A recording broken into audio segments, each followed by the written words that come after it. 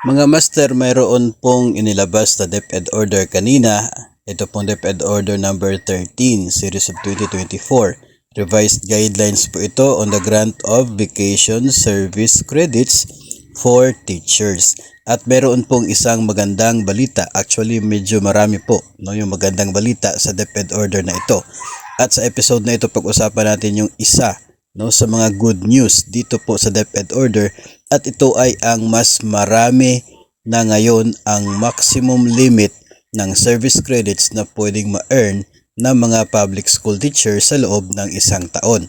Ayon po dito sa DepEd order na ito, number 2 po, no, ito pong vacation service credits granted for teachers kapag ikaw ay incumbent teacher with 1 or more years of service shall be entitled to not more than 30 days of vacation service credits for 1 calendar year. So yun na po, from 15 days before, under DepEd Order number 53, series of 2003, 30 days na po ngayon.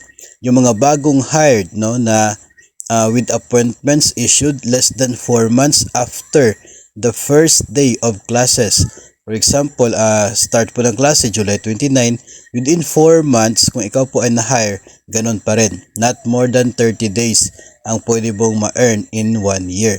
Pero ito po mga bago, as in bago talaga na hire na mga public school teachers, sa letter C, tinawag po sila na mayroon po mga late appointments. Ibig daw sabihin nito ay issued 4 months after the first day of classes. So yung simula po ng klase ay July 29.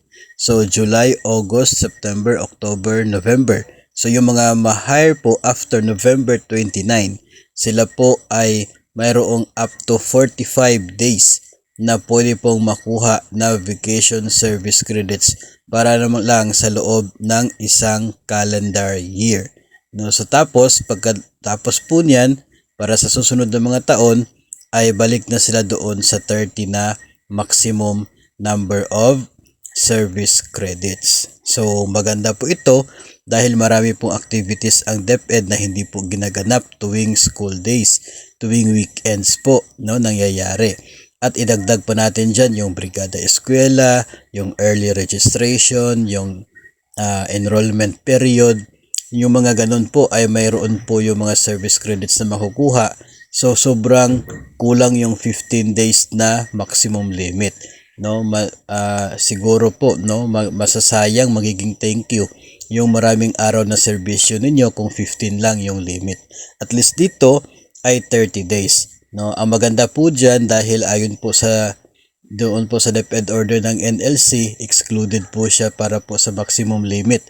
So we would expect na pwedeng aabot ng 45 days ang ma-earn in 1 year ng mga guro, no. Dagdag pa po diyan yung para po sa election. So napakaganda pong balita ito, and I'm sure na marami po yung masaya ng mga guro.